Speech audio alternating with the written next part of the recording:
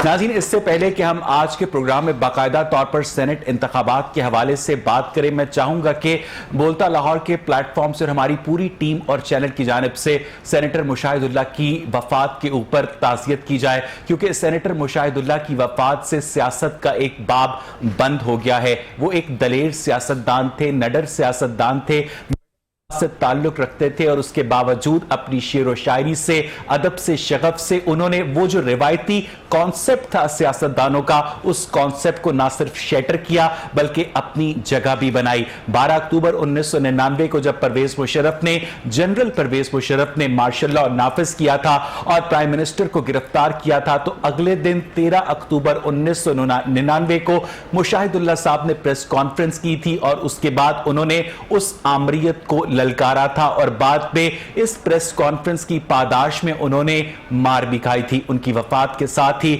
सियासत का एक बाब बंद हो चुका है।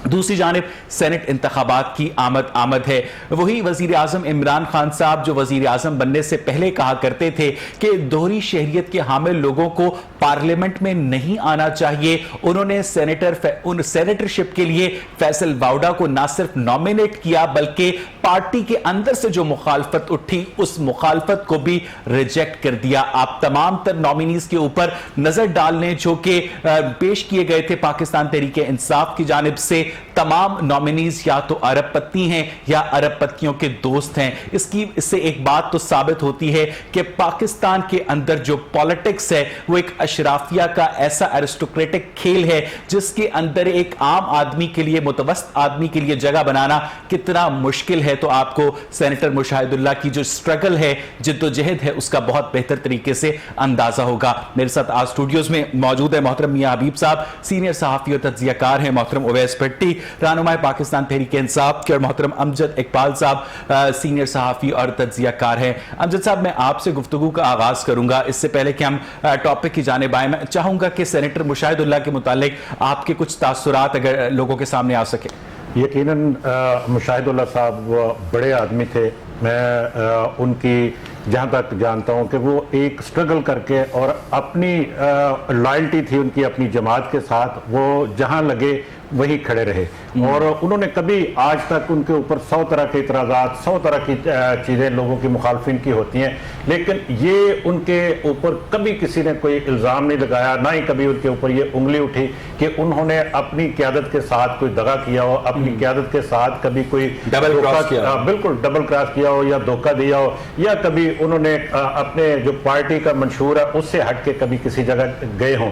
आज हम जो आपने जो बात भी की, सेनेट इलेक्शन की बात भी की, उसमें 100 तरह की आवाज़ें आ रही हैं, बोलियां लग रही हैं, लेकिन कभी इस तरह के मामले में कहीं, और सेनेटर मुशाहिदुल्लाह साहब के हवाले से मैं ये कहूँगा वो जैसे आपने कहा वो दबंग आदमी थे और वो हर दौर में बोले। आपने एक हवाला उनका एक दिया जब उन्होंने जनरल परवेज मुशर्रफ के खिलाफ प्रेस कॉन्फ्रेंस की थी, लेकिन एक उनके अपने दौरे हुकूमत में भी उनके ऊपर आपको पता है कि जब मुस्लिम लीग नून की हुकूमत थी उस वक्त भी वो बोले थे और उसकी पदाश में उनको उनकी अपनी हुकूमत ने अलग कर दिया था उनके ओहदे से, लेकिन वो बोले थे और वो हमेशा बोलते रहे। और इस तरह के मैं तो ये कहूँगा कि जी के अफराद इस तरह के जो हमारी जो सियासी जो सीनियर्स की जो स्लॉट है उसमें से कम होते जा रहे हैं। हमें ऐसे लोगों को आगे लाना चाहिए, ऐसे लोगों को और होने चाहिए कि जो बोल सके, जो हक की आवाज़ उठा सके, जो आम आदमी की बात करे। ओवैस, आप पाकिस्तान के एक यंग पॉलिटिशियन हैं, आप बजाय इसके के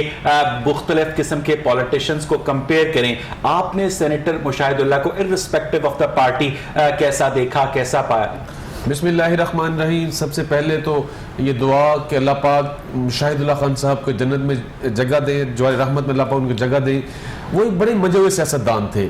मैं irrespective of all the things किस पार्टी से थे, कैसे थे, लेकिन जिस पार्टी के साथ थे उसका मंशूर डिसिप्लिन, जो मेरे भाई भी बात कर रहे थे कि डिसिप्लिन आदमी, मैंने उनकी कई दफ़ा फेसबुक के ऊपर, सोशल मीडिया के ऊपर उनकी स्पीचेस सुनी, चाहे वो पीटीआई या दूसरी गवर्नमेंट के खिलाफ अगर बातें करते भी, लेकिन ये एक पॉलिटिकल वर्कर का काम होता है, जिस पार्टी में है, जिसके साथ है, उसका हो गया मॉरल स्टैंडर्ड्स को कॉम्प्रोमाइज नहीं करते, डिसिप्लिन आदमी थे। बिल्कुल ठीक बात। सॉरी, मैं इसके साथ साथ मोहम्मद अली सदपारा कोई पैमान जो काफी दिनों से, अभी थोड़ी देर पहले मैं सुन रहा था एक टीवी चैनल पे ही कि उनका भी अनाउंस कर दिया कि अल्लाह पाक उनको अपने जवाहिर रहमत में जगह दे, पाकिस्तान का एक बड़ा नाम पाकिस्तान के लिए बड़ा काम कर रहे थे, वो अल्लाह पाक उनको अपनी जवार रहमत में जगह दे। मुशाहिदुल्लाह खान साहब के जैसे सियासतदान इस फील्ड में आए ताकि अभी बाद हो सीनियर्स की, और सीनियर की हमें जरूरत भी है ताकि अच्छे एक मॉडल हो हम सबके लिए। अच्छा हबीब साहब, आपने सेनेटर मुशाहिदुल्लाह को बहुत अरसे से आपने पॉलिटिक्स में ऑब्जर्व किया, आपने उन्हें कैसा इंसान, कैसा सियासतदान पाया? सबसे पहले तो जी कि वो उनकी वफादारी जो थी ना अप टू मार्क थी, और बुनियादी इंसान की शिनाख्त ही ये होती है कि वो कितना वफादार। और ये भी कहा जा रहा है कि उन्होंने मरियम नवाज की बाकायदा सियासी तरबियत के लिए, उन्हें तकरीर सिखाने के लिए लाहौर में शिफ्ट हो गए थे वो। ये दुरुस्त आपने कहा, और अल्लाह ताला ने उन्हें फ़न ख़ताबत से नवाज रखा था। वो उनके पास ये ख़दादा सलाहियत थी, अल्फाज का चुनाव, अल्फाज का इस्तेमाल, और ऐसी ऐसी चोट लगाते थे। फिर शेर व शायरी से भी उनको शगफ था, और वो फ़िक्रेबाजी भी उन पर नाजिल होती थी।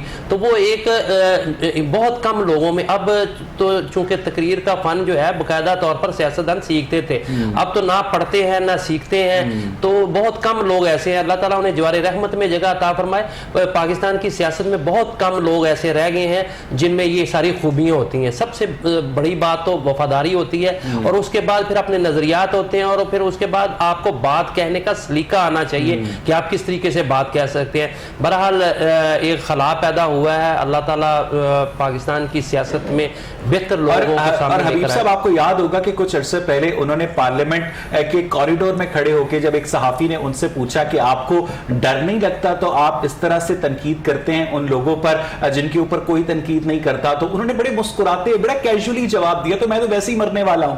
ठीक है, उन्होंने कहा कि मैं तो वैसे ही एक टर्मिनल डिजीज का शिकार हूं, मैं तो वैसे ही मरने वाला हूं, तो ये लोग मुझे क्या डरा पाएंगे? अच्छा, वैसे ना इंसान के अगले लम्हे का पता नहीं, लेकिन अगर सारे लोग ये समझे ना कि मैंने मर जाना है, तो फिर मेरा ख्याल है कि सारे जो है आप टू मार्क हो जाएं। क्योंकि असल में हमें मरना याद नहीं होता। जिन लोगों को मरना याद होता है ना, वो बड़े बात। मैं हबीब साहब वापस आपके पास आऊंगा। अमजद इकबाल साहब, coming back to the topic, senate इंतखाबात का बहुत शोर है। वही इमरान खान साहब जो अब वजीर आजम पाकिस्तान है, आपके जहन में वो तमाम तकारीर होंगी जिनमें वो कहा करते थे कि दोहरी शहरियत वाले को पार्लियामेंट के अंदर नहीं आना चाहिए। ये कैसे हो सकता है कि एक शख्स दोहरी शहरियत का हामिल हो, वो पार्लियामेंट का रुकन भी हो, वो विफाकी काबीना का हिस्सा भी हो, और आज उन्हीं इमरान खान साहब की जो आधी से ज्यादा काबीना है वो दोहरी शहरियत की ना सिर्फ हामिल है बल्कि इमरान खान साहब दोहरी शहरियत को डिफेंड कर रहे हैं। फैसल बाउडा की सेनेटरशिप की टिकट को उन्होंने जिस तरह से डिफेंड किया है,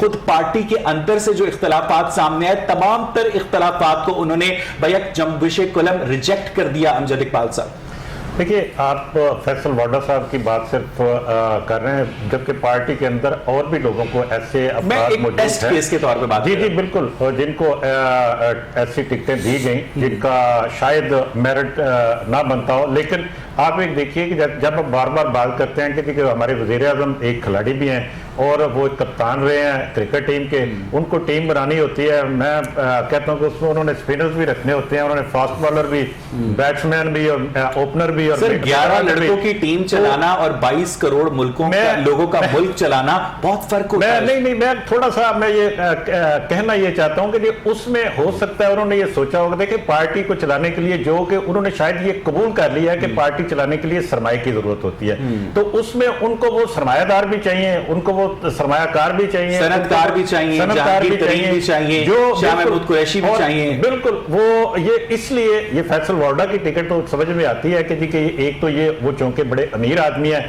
फिर हो सकता है कोई और मजबूरी भी हो। ये भी हम बार बार कहते हैं कि बहुत सारी टिकटें ऐसी भी होती हैं जो अपनी मर्जी से, उनकी ठीक है दोस्ती ताल्लुक अपनी जगह पे, लेकिन उनकी कुछ और मजबूरी भी हो सकती है कि उनको टिकट देना उनकी कोई मजबूरी हो। इसी तरह से हम देखते हैं और टिकटें भी इसी तरह दी गई है जहां पे बड़ा पैसा इन्वॉल्व अभी। और वो एक टॉक शो में आपको याद होगा अमजद इकबाल साहब बाकायदा इस मेज के ऊपर जूता भी रख जी बिल्कुल रख चुके हैं, और वो आप खुद समझदार है। फिर अगर ये सारी चीजें करते हैं कि वो टेबल के ऊपर आके वो जूता रखते हैं और फिर कोई उनका कुछ नहीं बिगाड़ सकता। अभी आपके सामने देखिए, आपने एक इशारतन बात की, मैं उस पर जरूर बात करूंगा, वो कि आपने कहा कि जी वो एमएनए होने के बावजूद उनको ये सेनेटर की टिकट, सेनेट की टिकट दी जा रही है।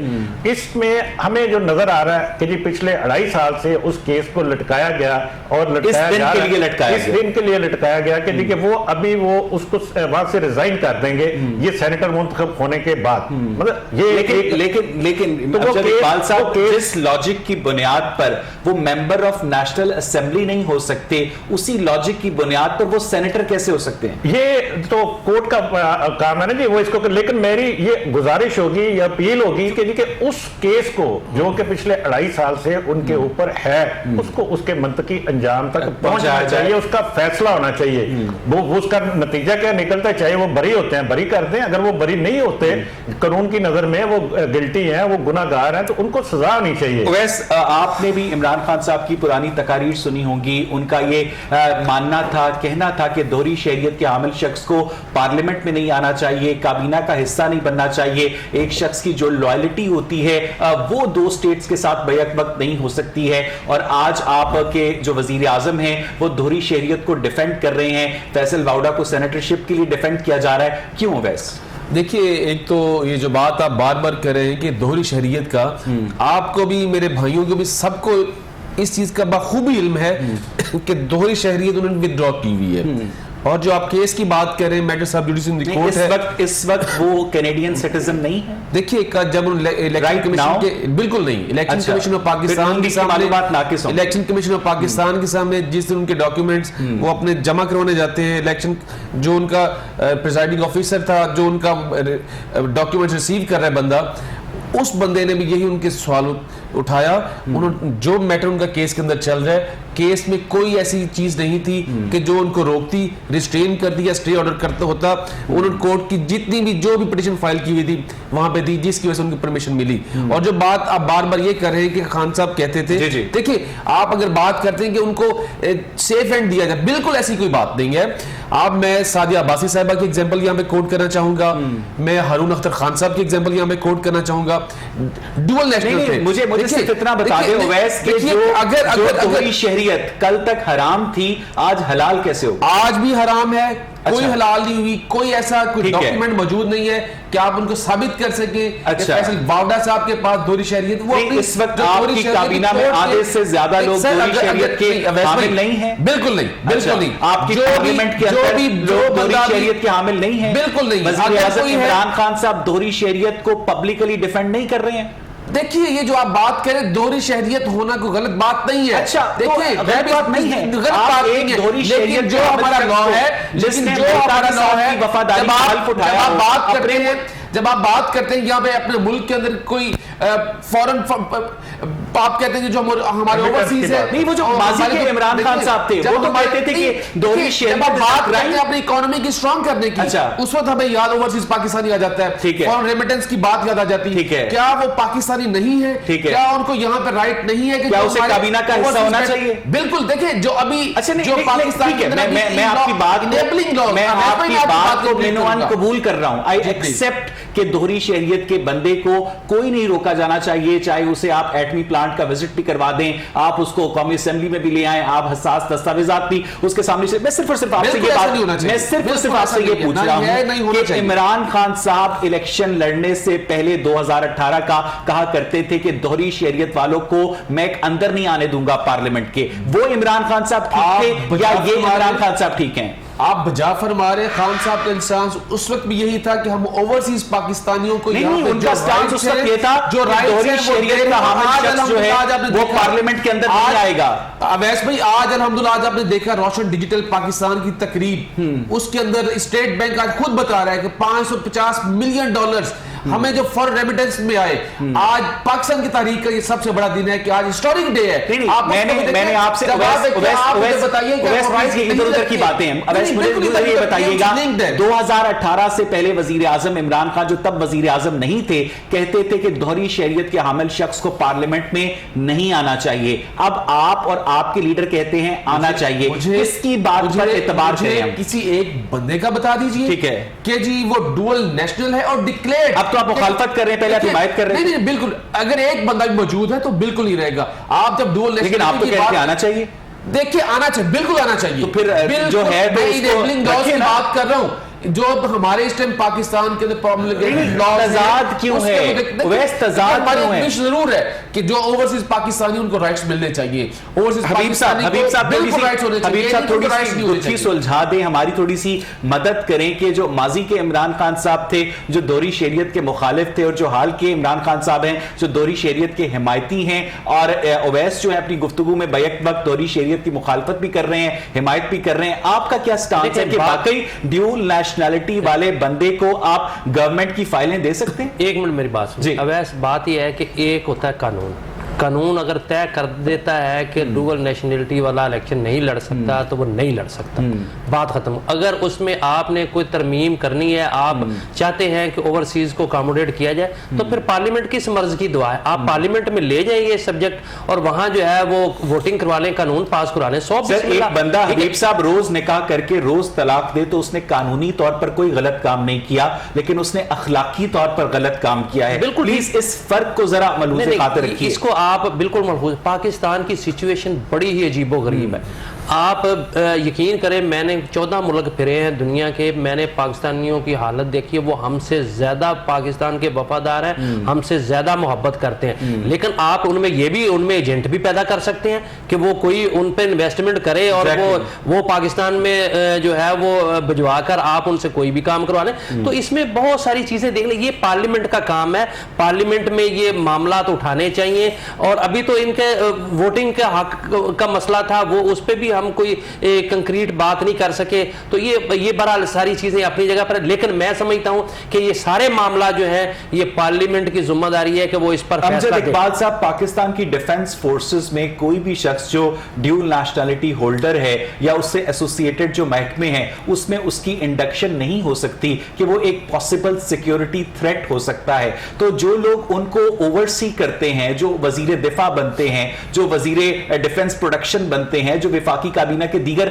हसास ओहदों पर आते हैं, मेंबर ऑफ पार्लियामेंट बनते हैं, उनके लिए दोहरी शहरियत का चोर दरवाजा खोलना आपकी जाती राय में अमजद साहब मुनासिब है? अच्छा, वैसे एक बात में अमजद साहब इसकी भी, क्या जजेस में डुअल नेशनलिटी वाले नहीं है? क्या हमारी ब्यूरोक्रेसी में कितनी बड़ी लॉट है? वो सारी आप उन सब का क्या करें? Across the board dual nationality holder को हमें एक्सेप्ट करना चाहिए पाकिस्तान के सिस्टम? देखिए, वह पहली बात तो ये है कि जी अगर पैसे भेजने वाले को हम हर जगह पे बिठाने का फार्मूला अगर अडॉप्ट करते हैं, बना लेते हैं, तो फिर हमें जो इंटरनेशनल जितने मालियाती इदारे हैं वो बहुत पैसा देते हैं, तो फिर उनको यहाँ पे हमें मौका देना चाहिए। तो मौका दे रहे हैं शेख साहब को, आप मौका नहीं देते? कमाल करते हैं। ओपनली हमें बल्कि मेरी तो तजवीज थी कि सेनेट के टिकट नीलाम किया जाए। बहुत सीरियस टॉपिक है। सेनेट के टिकट नीलाम किया जाए, सेनेट में बैठे हो जाए। आप दुरुस्त कह रहे हैं, मैं यही बात कर रहा हूं कि ये हम नहीं कर सकते। इसका मतलब ये है कि जी हम ये खुद वज़ीर-ए-आज़म इमरान खान ये बात कहते रहे कि जिसने किसी और मुल्क की वफादारी का हल्फ उठाया हो वो हमारा वफादार कैसे हो सकता है? तो माजी के इमरान खान थे ना? नहीं, चाहे माजी इसके बाद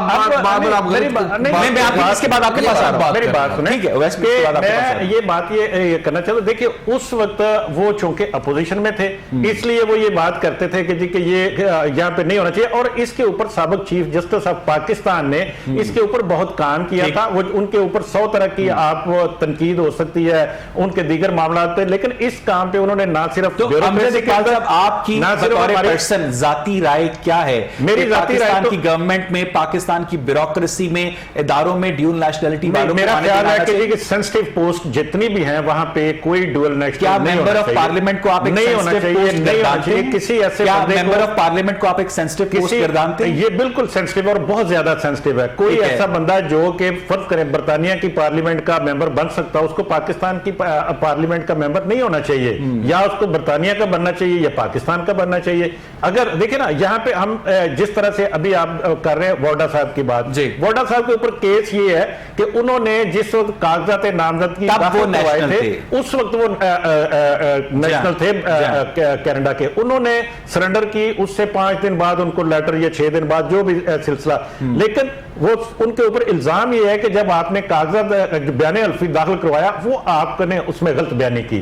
और इसके ऊपर मैं तो पहले भी कहा कि इसका फैसला होना चाहिए कि जी अगर उनको तो बहुत सारे हमारे जी ओवैस आप कुछ कहना चाह रहे थे। इस बात पे देखिए मेरे भाई अब खुद मान रहे हैं कि देखिए ये कह रहे हैं जब एमएनए को इलेक्शन लड़ते हैं तो मैं एक स्पेसिफिक पर्सन की बात नहीं कर रहा हूं, मैं अक्रॉस द बोर्ड बात कर रहा हूं कि क्या ड्यूल नेशनलिटी होल्डर को सेनेट में होना चाहिए, नेशनल असेंबली में होना नहीं। अच्छा आप तो अपने वजीर आजम की पॉलिसी के खिलाफ जा रहे हैं, आपने उनकी शायद करंट तकरीर नहीं सुनी। बिल्कुल नहीं, वजीर आजम साहब बिल्कुल ये नहीं कहते, वो ये कहते हैं, बिल्कुल ये नहीं कहते, उन्होंने ना ही उनका कोई एक सर यही तो मसला है, कल को वो कुछ कहते थे, आज को वो कुछ कहते हैं। कोई एक मेंबर ऑफ सेनेट आप इंडिकेट कर दे कि जो बंदा डुअल नेशनल और हमारे साथ खुद नाम बात करते हैं मेरे भाई अभी खुद कह रहे हैं कि वो जब मेंबर नेशनल असेंबली तो उन्होंने सरेंडर की।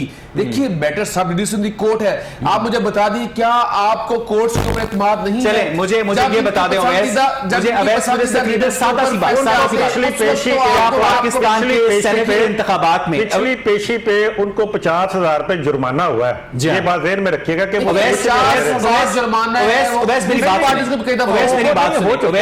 मेरी बात सुने आप, मेरे हम नाम भी हैं सेनेट के इंतखाबात में, हम सिर्फ इस सेनेट के हवाले से बात कर लेते हैं क्योंकि बेसिक बहस यहीं से शुरू हुई थी। क्या एक मैं इस वक्त फैसल वाउडा की बात नहीं कर रहा हूं, मैं इस वक्त as a political worker as a Pakistani आपकी राय जानना चाह रहा हूं, एक ड्यूल नेशनलिटी होल्डर को सेनेटर बनना चाहिए? देखिए बिल्कुल ऐसा नहीं होना चाहिए। अच्छा डुअल नेशनल को कोई, क्योंकि अभी जो हमारे मुल्क के क्यों नहीं होना चाहिए, जो हमारे मुल्क के अंदर प्रिवेलिंग देखिए प्रिवेलिंग लॉज हैं नहीं सर, लॉस को साइड पे रख दें। अगर आप मेरे से वैसे एक ड्यूल नेशनलिटी होल्डर को सेनेटर क्यों नहीं होना चाहिए बताएं?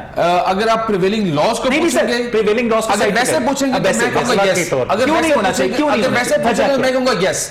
मैं लॉस की बात कर रहा हूं उसमें नो। अगर आप वैसे मुझसे पूछते हैं क्या एक बंदे को डुअल नेशनल को सेनेटर होना थे तो उसका मेरा आंसर है यस। अच्छा देखिए जब आप बात करते हैं, मेरे भाई ने बात तो एक ड्यूल नेशनल को सेनेटर होना चाहिए, यस ठीक है, ये आपकी जाती राय है और लॉ कहता है कि नहीं होना चाहिए। देखिए इसके और इस वक्त आपको पता है कि आपकी पार्लियामेंट में तहरीके इंसाफ से ताल्लुक रखने वाले 21 लोग ड्यूल नेशनलिटी होल्डर हैं। इलेक्शन कमीशन ऑफ पाकिस्तान की रिपोर्ट के मुताबिक वो गलत कह रही है, वो गलत कह रही है। अगर देखें अगर ऐसा है इलेक्शन कमीशन ऑफ पाकिस्तान उनके खिलाफ खुद कॉग्निजेंस ले सकता है। अच्छा। उनको डिस्क्वालीफाई कर सकता है। देखिए हारून अख्तर खान साहब का मैं आगे नाम ले रहा था, हारून अख्तर खान को इन्होंने डिस्क्वालीफाई किया। मैडम सादिया अब्बासी साहबा जो अभी खुद अभी दोबारा इलेक्शन लड़ रही हैं, उन्होंने अपनी फिर सरेंडर की, उनको किया। क्या इलेक्शन कमीशन ऑफ पाकिस्तान के ऊपर अगर होता, अगर ऐसी कोई बात होती, नून लीग तो पहले बहाने ढूंढती है, मेरा यही नुक्ता है। हबीब साहब बात करते इसी डिस्कशन बात है नहीं। अच्छा इसी डिस्कशन को जरा एक्स्ट्रापोलेट करते हैं कि एक सेनेटर को, मेंबर ऑफ पार्लियामेंट को, अगर वो उसका एक्सेस जो कि हसास मामला तक होता है, उसको ड्यूल नेशनल नहीं होना चाहिए हबीब साहब, तो क्या उसकी बीवी को, उसके बच्चों को, उसके घर वालों को ड्यूल नेशनल होना चाहिए? क्योंकि वो जिस ऑफिस से घर में जाएगा वहां पर फिर कॉन्फ्लिक्ट ऑफ इंटरेस्ट स्टार्ट हो जाएगा ना हबीब साहब। मेरा तो ख्याल, मेरा जो है ना नजरिया थोड़ा मुख्तलिफ है इस हवाले से। मेरा तो ख्याल है कि होना चाहिए, डुअल नेशनल को मेंबर पार्लियामेंट होना चाहिए। उसकी बुनियादी वजह ये कि देखें पाकिस्तान में जिस किस्म के मामला आप चला रहे हैं, मुझे वो ज़्यादा ख़तरनाक सियासतदान है डुअल नेशनल के बजाय जो पाकिस्तान में रहकर पाकिस्तान की दौलत लूट कर बैरून मुल्क जाके जमा करता है और अपने बीवी बच्चों को और सबको, उसका पाकिस्तान में इंटरेस्ट सिर्फ ये है कि मैंने यहाँ से लूटना है। वो ज़्यादा खतरनाक है पाकिस्तान के लिए, बजाय कि उस मुहिब्बे वतन डुअल नेशनल के जो पाकिस्तान के लिए कमाता है, पाकिस्तान में इन्वेस्ट करता है, मरना भी पाकिस्तान में चाहता है, दफन होना भी पाकिस्तान में चाहता है। वो काबिल इज्जत है पाकिस्तान। हबीब साहब एक मुहिब्बे वतन ड्यूल नेशनल हो सकता है? बिल्कुल हो सकता है। दो मुहिब्बे वतन, ये पाकिस्तान की मजबूरी है। आप आज यहाँ रोजगार फराहम करें लोगों वतन होता है। नहीं, मैं आपको बताऊं, वो ज्यादा पाकिस्तानी मुहिब्बे वतन है डुअल नेशनल। वो किस मजबूरी के तहत आपने भेजा? उसको आपने यहाँ रोजगार आप दे नहीं सकते, बैरून मुल्क जाके इतना मुहिब्बे वतन है हबीब साहब, फिर उसको पाकिस्तान की डिफेंस फोर्सेस में इंडक्ट क्यों नहीं करते? कर ले, हमें तो कोई इतराज नहीं है। नहीं देखें, कोई वजह होगी ना? नहीं, वजह होगी सिर्फ कि वो सिक्योरिटी थ्रेट हो सकता है। देखिए, क्योंकि वो एक नेचर और है, वो नहीं नेचर नहीं है। आपको इसी तरह के हसास मामला जो है पार्लियामेंट में भी आते हैं। प्रोफेशनल अदारा है भाई, अच्छा, उसमें आम तो पार्लियामेंट क्या बच्चों का खेल है? वो देखिए, वहां का कोई बच्चा आके पाकिस्तान में आके वो ISS भी करे और उसके बाद वो फौज में चला जाए। तो अफगानिस्तान का भी वो हमदुल्ला क्या, चले, मैं बहुत अच्छी डिस्कशन आपने छेड़ी है। हबीब साहब ने एक नया एंगल दिया है गुफ्तगू को। नाज़रीन, जब हम ब्रेक से वापस आएंगे तो ड्यूल नेशनलिटी के हवाले से, सेनेट के इंतखाबात के हवाले से, हुकूमत और ऑपोजिशन की जो रीअलाइनमेंट हो रही है उस हवाले से भी बात करेंगे एक ब्रेक के बाद। Stay with us. Welcome back नाज़रीन। ब्रेक से पहले मियां हबीब साहब बात कर रहे थे कि ड्यूल नेशनलिटी होल्डर को ना सिर्फ सेनेट के अंदर आना चाहिए बल्कि कौमी असेंबली में भी आना चाहिए। उन्होंने इस बात को ये इस तरह से भी हैंडल किया कि चलें, डिफेंस फोर्सेस की तो जॉब नेचर अलग है, वो एक प्रोफेशनल इदारा है। तो अमजद इकबाल साहब, जो हमारी पार्लियामेंट है वो क्या कोई बच्चों का खेल है? बिल्कुल नहीं आना चाहिए। देखिए, बात यह है कि इसमें गुंजाइश मौजूद है कि जिसने पाकिस्तान की सियासत में हिस्सा लेना है, और हम देखते हैं कि जितने भी लोग आए बाहर से वो बड़े ओहदों पर आए और वो तमाम के तमाम अच्छे पैसे वाले अमीर लोग थे। सर, मैंने तो सुना है आप हमारे से बहुत सीनियर हैं कि जब मोइन कुरैशी साहब को लाया गया था तो वजीर आजम बनने के बाद उनका शनाख्ती कार्ड जारी करवाया गया। जी बिल्कुल ऐसा ही था। और ये बहरहाल ये उस वक्त कानून मौजूद नहीं था। ये मजाक है? मजाक नहीं है ये। देखिए ना, ये बड़ी सीरियस बात है कि ये नहीं होना चाहिए, ये बिल्कुल नहीं होना चाहिए। उसकी रीजन आप खुद बार बार बयान कर चुके हैं, मैं उसको नहीं दोहराता, लेकिन उसमें गुंजाइश मौजूद है कि जिसने आना है, जिसको हम इसमें उनकी हुब्बुल वतनी के ऊपर कोई शक नहीं है। हम नहीं कहते कि जी कि वो पाकिस्तान से प्यार नहीं करते, हम नहीं कहते वो पाकिस्तान का दर्द उनके दिल में नहीं है। वो आए, जिस तरह से तरीकाकार है वो सरेंडर करें अपनी नेशनलिटी को, आए और इलेक्शन लड़ लें। उनके पास, उनको क्या जरूरत है वहां की, कनाडा की या बरतानिया की या अमेरिका की नेशनलिटी रखने का? सिर्फ एक ही फायदा, या ये कह सकते हैं कि उसको फायदा हो सकता है जिसने यहां से दोबारा फरार होना है। अच्छा, इस दफा सेनेट इलेक्शन को जो पाकिस्तान तहरीक इंसाफ की हुकूमत कह रही है कि ओपन बैलेट के जरिए होना चाहिए, एक ऑर्डिनेंस भी जारी कर दिया गया। तो अमजद साहब, हमारी गाइडेंस के लिए, बल्कि लोगों की गाइडेंस के लिए भी बताइएगा कि क्या सदर पाकिस्तान एक ऐसा ऑर्डिनेंस जारी कर सकते हैं जिससे आइन में तरमीम हो, आइन से मुतसादिम हुक्म जारी किया जा सकता है सदर पाकिस्तान की जानिब से? देखिए, ये आइन के अंदर है कि आइन से मुतसादम कोई भी कानून भी नहीं बनाया जा सकता। और आइन से, आइन की बुनियादी रूह से जो तसादम होता है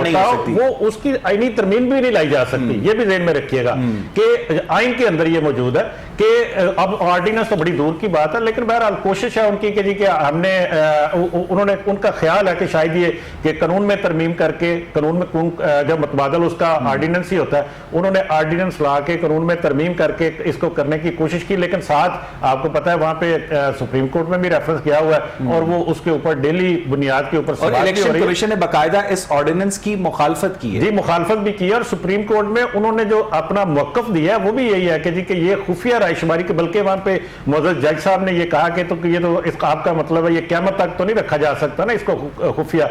तो वहां पे जो इलेक्शन कमीशन का वकील था उसने कहा कि ये क़यामत तक की खुफिया होगा, हमारे पास गुंजाइश नहीं है अभी। बहरहाल इसके ऊपर सुप्रीम कोर्ट ने फैसला देना है, वो क्या किस तरह। वैसे अगर आइन का आर्टिकल 226 ये कहता है कि सेनेट का इलेक्शन सीक्रेट बैलेट के जरिए होगा, तो आप लोगों की ख्वाहिश है कि वो ओपन बैलेट के जरिए हो, तो आप आइन में अमेंडमेंट करने की जगह आप क्या ऑर्डिनेंस के जरिए उस कॉन्स्टिट्यूशन को बाईपास कर सकते हैं? देखिए, आर्टिकल 226 बड़ा क्लियर है कि कौन सा इलेक्शन ओपन बैलेट के जरिए होगा या सीक्रेट बैलेट के जरिए। सेनेट कैसे होगा? सेनेट का इलेक्शन जो आप बात कर रहे हैं, सीक्रेट बैलेट की जब आप बात करते हैं, सीक्रेट बैलेट में ये लिखा है ना इनमें, speaker of senate, sorry speaker of national assembly, deputy speaker of national assembly, chairman senate and deputy chair, जो लोग हैं प्लस प्राइम मिनिस्टर और ये जो लोग हैं, ये सीक्रेट बैलेटिंग के थ्रू होंगे। नहीं, सेनेटर का इंतखाब भी सीक्रेट बैलेट से होगा। सेनेट का देखिए, जब आप सेनेटर की बात सीक्रेट बैलेटिंग से करते हैं, सीक्रेट बैलेटिंग का इसलिए अब हम लोग कह रहे हैं कि ओपन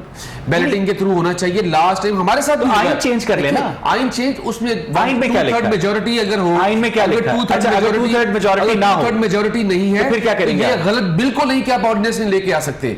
बिल्कुल ऑर्डिनेंस लेके आ सकते आप हैं। ऐसा कोई आइन से ऑर्डिनेंस नहीं बिल्कुल ला मतलब- सकते जिससे देखिए, कॉन्स्टिट्यूशन की स्पिरिट जो है, कॉन्स्टिट्यूशन आइन के खिलाफ कोई कानून नहीं बन कहीं पे सकता। ये नहीं लिखा कि मेंबर्स ऑफ सेनेट जो हैं 226 बहुत क्लियर है आर्टिकल के मेंबर्स ऑफ सेनेट का उसमें जिक्र नहीं है। अच्छा। सिर्फ उसमें जिक्र है। अमजद साहब है? बिल्कुल नहीं है। अमजद साहब बताइए। बिल्कुल नहीं है। अमजद साहब, ये आपको नहीं कहा गया कि आप सेनेट के इंतखाबात बिल्कुल सीक्रेट जिक्र बैलेट नहीं है। से होंगे। क्लियर लिखा गया कि इलेक्शन ये commission open of ballot Pakistan होंगे। का भी ये मौकफ है। अवैध इलेक्शन कमीशन का भी ये मौकफ इलेक्शन है। कमीशन ऑफ पाकिस्तान कहते हैं कि यहाँ पे क्योंकि चीजें क्लियर नहीं है। अवैध एक बात, अगर ओपन बैलेट 226 में ये नहीं लिखा कि सेनेटर का इंतखाब सीक्रेट बैलेट से होगा, तो फिर आप ऑर्डिनेंस क्यों लाए हैं? देखिए ऑर्डिनेंस इसलिए लेके आए कि हमें जो पिछले सेनेट के इलेक्शन हुए आप भी जानते हैं माजी में क्या होता रहा है, हमारे साथ हुआ, आपके लोग हमारे साथ हुआ, उनको पकड़ा, हम लोग गिरफ्तार किया, उन्हीं चीजों को। नहीं, मुझे ये हम बताएं लोगों ने कि अगर 226 में ये लिखा है, अपनी पार्टी से निकाला, 226 में ये उनकी जो लिखा है MP की कि सीट थी, सेनेट वो टिकेगी। इंतखाबात सीक्रेट बैलेट आपने से क्या देखा, कोई जिक्र नहीं है, तो आप आपने क्या ऑर्डिनेंस क्यों लाए? आप खुद बताएं, आप खुद हम लोग अगर हम लोग इस पे हमें फख्र है कि हम लोगों ने ये किया था कि हमारे जो पार्लियामेंटेरियन थे एमपीएस से जब उन्होंने ये हरकत की 20 एमपीएस को हम लोग ने पार्टी से निकाला। किस जुर्म में? इस जुर्म के अंदर उन्होंने अपना वोट बेचा था। तो आपने जमीन इसके बेचा ऊपर था। कोई क्रिमिनल प्रोसीडिंग शुरू की? देखिए क्रिमिनल प्रोसीडिंग्स की जब अपनी पार्टी से हम लोग निकाल दी, इससे बड़ी सजा कोई नहीं हो सकती। एक बंदा चोरी करे उसको पीटीआई पार्टी से निकाल दे।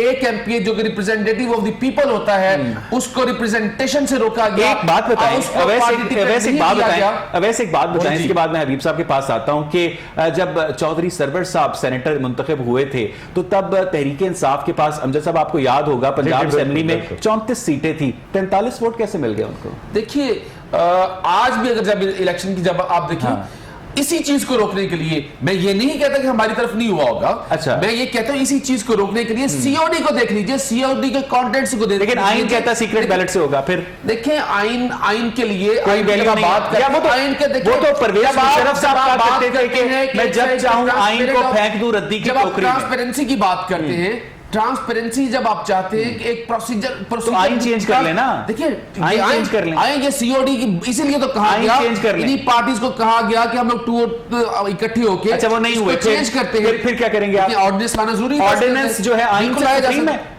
ऑर्डिनेंस तो सुप्रीम गैर है। आइनी ऑर्डिनेंस। आपने देखा उसके अंदर कंडीशन रखी गई कि जो मैं मियां हबीब साहब करेगी। क्या सदर का ऑर्डिनेंस जो कि आइन से मुतसादिम हो, पूरी पार्लियामेंट को बाईपास करता हो, फर्दे वाहिद को ये इख्तियार दिया जा सकता है कि वो आइन में अमेंडमेंट करे? वैसे हम ना बातों को उलझाने की बजाय ना मैं एक सादा सी बात अपने नाजरीन को भी समझाने के लिए करना चाहता हूँ कि इस वक्त भी पाकिस्तान में हर सतह पर नजरिया जरूरत गालब है।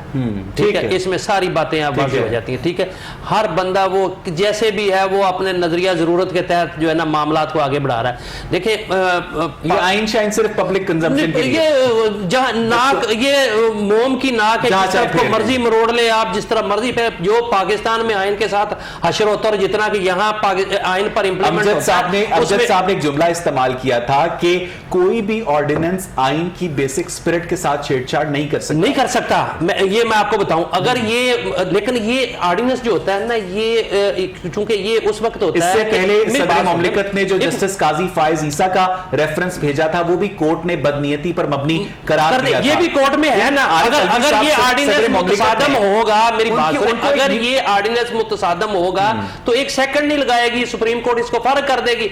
लेकिन ये मैं आपको बताऊं, ऑर्डिनेंस जो जारी होता है ना, वो होता है कि आर्जी तौर पर, उसमें 6 माह 9 माह बाद तक जो है ना वो आप उस पर कानून साजी आपको करनी होती, वरना वो जो अगर है वो खत्म हो जाता है। 6 माह बाद पार्लियामेंट से रेटिफाई नहीं होता तो उस ऑर्डिनेंस के तहत जो ओपन बैलेट से इंतखाब हुआ होगा वो कलअदम हो जाएगा। देखिए ये एक चूंकि कानूनी और आईनी मसला है, ये मैं आपको गाइड कीजिएगा। लेकिन ये चूंकि मामला इसी पर तो सुप्रीम कोर्ट में गए हुए हैं सियासी पार्टियां, बताइए फैसला हो जाएगा होना या नहीं होना। जी मेरा ख्याल है कि ये मेरी ज़ाती राय है कि ये इस तरह का ऑर्डिनेंस होने नहीं चाहिए थे जो सारे सिस्टम को मतनाज़ा बना दे। ठीक, देखिए बात ये है नजरिया जरूरत नहीं, नजरिया जरूरत में तो हमारी बहुत सी खराबियां पैदा की ना इस मुल्क में। हम देखते हैं जो मियां साहब जो हवाला दे रहे हैं माजी का, उनको हम कभी भी किसी ने भी अच्छे लफ्जों से याद नहीं किया। जो माजी का क्या, अभी भी वही सेटअप है, उसी तरीके से नजरिया के तहत काम हो रहा है। यही तो बात कर रहे हैं ना, हर मरहले पे उसी पे भाई रोका जाना चाहिए ना जो गलत काम हो रहा है उसको उसके खिलाफ आवाज तो उठानी चाहिए ना, कहना चाहिए कि ये ठीक नहीं हो रहा। ठीक है, वो करने वाले करते हैं, जिनके पास ताकत है वो कर लेंगे। अभी हुकूमत के पास ताकत है तो वो अगर वो कर सकती है, ये कहते हैं कि ये आज भी मैंने किसी से ये जुमला सुना, वो कहते हैं कि जी कि अददी कमजोरी होने के बावजूद हुकूमत बड़ी ताकतवर है। ये बड़ा गहरा फिक्रा किसी ने बोला था। ये बात ठीक है कि जिसके हाथ में ताकत होती है तो वो आइन को सस्पेंड भी कर देते हैं, वो आइन को में अपनी मर्जी की तरामीम भी करते हैं, वो पीसीओ के तहत जजों से हल्फ भी लेकिन जिस लेते रहे आइन के तहत आपने हल्फ उठाया होता है, जो आइन आपको ओहदा देता है, उसी आइन के अगेंस्ट आप कैसे जा सकते हैं? ये जहां पे जाते रहे लोग, ये गए नहीं है। ये आपके सामने माजी की मिसालें मौजूद है जो जिनका हवाला मियां साहब दे रहे हैं कि देखिए बात यह कि यहाँ पे सस्पेंड रहा ना आइन। मुझे ओवैस यहाँ तो सुप्रीम कोर्ट ने जो है हमारे जजेस ने क्या किया कि उन्होंने तरमीम करने का फैसला। मुझे ये बताइएगा कि आईने पाकिस्तान कहता है कि सेनेट इंतखाबात सीक्रेट बैलेट से होंगे, आपकी पार्टी कहती है हम नहीं मानते। पाकिस्तान का कानून कहता है कि कोई भी शख्स बैक वक्त वजीर आजम और पार्टी चेयरमैन नहीं हो सकता, आप लोग नहीं मानते। आइन और कानून की क्या वक़्त है आपकी नजर में? पाकिस्तान ये भी कहता है कि प्रेसिडेंट ऑफ पाकिस्तान ऑर्डिनेंस दे सकता है। ऑर्डिनेंस अगेंस्ट द कॉन्स्टिट्यूशन नहीं दे सकता। कौन कह रहा है? कौन से फंडामेंटल राइट्स के अगेंस्ट है कि आप ओपन बैलेट की बात अगर आपने ओपन बैलेट से करवाना है तो ये इलेक्शन तो ना हुआ। वहां पे आप कह सकते हैं देखिए अगर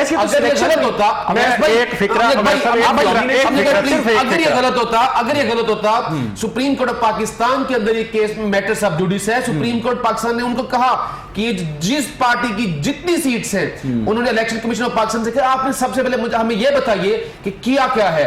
आप आज इन पार्टीज को बड़ा बोलना आ रहा है, जब ओपन बैलेट की बात करते हैं तो चार्टर ऑफ डेमोक्रेसी को आज उन्होंने रद्दी की टोकरी बना दिया है।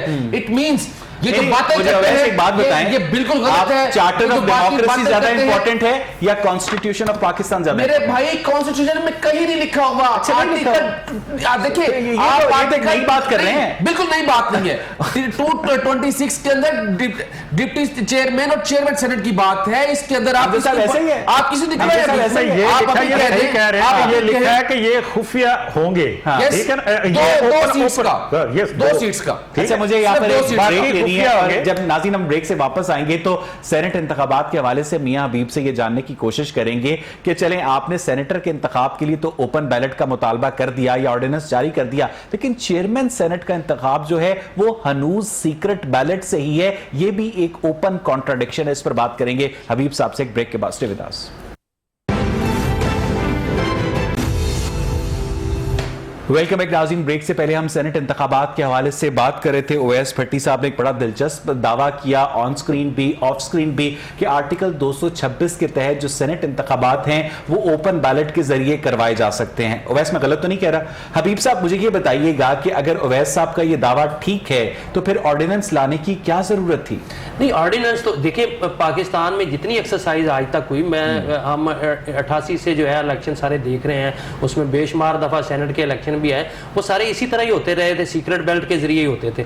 लेकिन ऑर्डिनेंस लाने की वजह भी ये थी, और ये मैं आपको बताऊं ये ऑर्डिनेंस क्यों लाया गया। ये सिर्फ एक सियासी शोशा था और सियासी जमातों को इसमें जो है वो जो मामला चल रहे थे उससे नजरें हटाने के लिए ये पाकिस्तान में एक नई रंगबाजी की गई है। इसके अलावा कल को तहरीके इंसाफ को दोबारा सीक्रेट बैलेट की जरूरत पड़ती है तो फिर बाबर अवान साहब पटारी से क्या बरामद करेंगे शरीफुद्दीन पीरजादा की तरह? नहीं, बाबर अवान साहब के पास तो कुछ भी नहीं, कभी भी उन्होंने कोई, मैं नहीं समझता कि कोई बहुत अच्छे वो आइन के हवाले कहते हैं कि ये उनका ब्रेन चाइल्ड है ऑर्डिनेंस। नहीं, ये देखिए ना जो मियां साहब जो बात कर रहे हैं कि ये एक शोशा, ये एक राय है, बहुत बड़ी राय है कि जी कि हमेशा हुकूमत के ये करती रही है कि कुछ थोड़े थोड़े अरसे बाद एक नया शोशा छोड़ के लोगों की उस तरफ तवज्जो करे। लेकिन ये एक सीरियस बात भी है कि ये इसको क्यों इस वक्त ऐसा किया गया, ये एक सवाल है बहुत बड़ा। उसकी रीजन आपको नजर आती है बलूचिस्तान के अंदर, उसकी रीजन आपको केपीके के अंदर नजर आती है, उसकी रीजन आपको जनूबी पंजाब में भी नजर आ रही है। ये सारी चीजें हुआ, और एक और बहुत बड़ा जो रीजन नजर आ रही है वो इस वक्त जो इस्लामाबाद की सीट के ऊपर हफीज शेख साहब और यूसुफ रजा गिलानी का जो इलेक्शन हो रहा है वो रीजन नजर आ रही है। असल में बात यह है कि ये ऐसे सिर्फ इस बात आपको क्या लगता है कि यूसुफ रजा गिलानी हफीज शेख को टफ टाइम दे पाएंगे? ये वो टफ टाइम दे रहे हैं, अभी तो इलेक्शन होने हैं, लेकिन वो आज से ही टफ टाइम टाइम देर, आप इसका अंदाजा इस बात से लगा लें कि आज हफीज शेख साहब ने जहांगीर तरीन से राब्ता किया जी है हाँ। और वो उनके पास सुप्रीम कोर्ट से सजा याफ्ता FIA की रिपोर्ट में ताहियात नाहल तो उनसे राब्ता किया और वो उनके पास वोट मांगने के लिए, उनसे मदद मांगने के लिए जा रहे हैं कि जबकि वो बंदा PTI को छोड़ जहांगीर के, तरीन साहब के पास क्या वोटों की फैक्ट्री है? फैक्ट्री नहीं, उनके दोस्त है, हलीफ है उनके, और वहां पर बैठे हैं। और ये देखिए, एक चीज ये कि ये बात साबित करती है कि जी आप फिर आज कल भी वजीर आज़म ने ये बात कही कि आप तमाम लोगों से राब्ता रखें और दूसरी पार्टियों के लोगों से भी राब्ता रखें और उनसे वोट मांगे। जब आप ये वोट वजीर आज़म ने कहा, यस, ये बात आज के अखबारात में ऑपोजिशन के लोगों से वोट मांगे। जी, उन्होंने कहा दूसरी पार्टियों के लोगों से भी वोट मांगे। अब इसका मतलब आप अपोजिशन समझ लें या अपनी पार्टी से ही वोट मांगने के दूसरे जो एक जाने तो ये लोग कहते हैं कि ओपन बैलेट से होना चाहिए इंतखाब, तो अगर ये बात हर पार्टी के वोट चोरी ना हो, दूसरी जाने दूसरी पार्टियों से वोट भी मांग रहे हैं, यानी ये ओपन बैलेट की कश्ती में भी सवाल, सीक्रेट बैलेट की कश्ती में भी सवाल है। इसमें सवाल यही है कि ये सारा कुछ जो सारा जिसकी हम प्रैक्टिस की बात करते हैं, अब ऐसा भी ये बात कर रहे थे, PTI के दोस्त भी ये बात करते हैं, दीगर भी, लेकिन कि हम इसमें से करप्शन खत्म करना चाहते हैं क्योंकि कानून आइन मना नहीं करता कि आप किसी दूसरी पार्टी के मेंबर को वोट दे दें कि अपनी, लेकिन ऑर्डिनेंस तो मना करता है ना? नहीं मना करता, ऑर्डिनेंस तो मना करता नहीं है, मना करता, ऑर्डिनेंस तो मना करता है ना? नहीं, कोई नहीं मना होता। उसमें सिर्फ ये है कि जी ओपन या सीक्रेट का मामला है। मामला ये है कि आप अपनी मर्जी से अपने वोट दे सकते हैं। आपका ऑर्डिनेंस कहता है ओपन बैलेट, आपके वजीर आजम कहते हैं दूसरी जमातों से भी वोट मांगे, कौन ठीक है? नहीं, ये मेरे अमजद भाई हैं, इन्होंने सुना होगा कहीं पे क्या आज के अखबारात देख रहे हैं, मैं तो आपको ये बात नहीं कहते नहीं, है। उनका अच्छा, बयान खान था। साहब ने कहा कि अपने दोस्तों से बिल्कुल कहें, आप जो पार्टी के लोग हैं डिसिप्लिन होना चाहिए जी। अगर खान साहब बात कर रहे हैं तो मेरी सिर्फ PTI की बात नहीं करते, वो नून लीग की बात करते हैं, वो सारे पार्लियामेंटेरियंस की बात करते हैं। यही जो खान साहब बात कर रहे हैं, सुप्रीम कोर्ट ऑफ पाकिस्तान ने भी इलेक्शन कमीशन से यही कहा कि जिसकी जितनी नुमाइंदगी है उसकी रिप्रेजेंटेशन उतनी होनी चाहिए। नहीं, ये तो फिर नॉमिनेशन हो गया ना, ये इलेक्शन तो ना हुआ। बिल्कुल नहीं है नॉमिनेशन, इलेक्शन निकाल देना, अगर इलेक्शन निकाल देना, इस तरह हमारे पास तो अवैस भाई डिफरेंट पार्टीज के लोग खुद आने को तैयार है। ठीक है, ठीक है, हम लोग खुद चाहते हैं कि ऐसी बिल्कुल जो हॉर्स ट्रेडिंग है इसको रुकना चाहिए। ठीक है, यही इनकी COD का हिस्सा था। आज क्यों नहीं, आज क्यों नहीं वो हॉर्स ट्रेडिंग, वो करप्शन जो मेरे भाई जो पार्लियामेंट में लोग बैठे होते हैं, क्या ये गलत? आप लोग जो पार्लियामेंट में लोग बैठे होते हैं, ये चाबी वाला घोड़ा होते हैं, जहां चलाए चल जाएं। मैं तो ऐसा नहीं होते ना, सिर्फ इंसान होते हैं। बहुत शुक्रिया, मेरा वक्त खत्म हो गया। वैसे आपका अमजद इकबाल साहब बहुत सेर हासिल गुफ्तगू की आज उन्होंने तौहरी शहरियत और सेनेट इंतखाबात के हवाले से। मियां हबीब साहब आपका भी बहुत शुक्रिया। नाज़रीन, आज का प्रोग्राम आपने देखा, अपने फीडबैक से हमें जरूर आगाह कीजिएगा। प्रोग्राम देखने के लिए शुक्रिया।